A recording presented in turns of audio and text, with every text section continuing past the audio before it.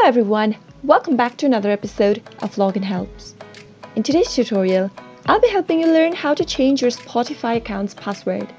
Keep watching the video till the end to learn how and subscribe to our channel by hitting the subscribe button.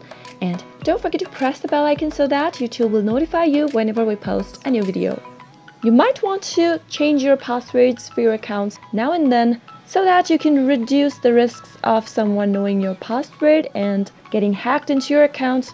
So in that case, you can easily go and change your password for your account. Click on your web browser, and when you do that, type in www.spotify.com and press the enter. Make sure you're signed into your Spotify account. Once you're in, from the left-hand side menu, click on Change Password in order to change your password for your account. Enter your current password first in order to change your password to a new one.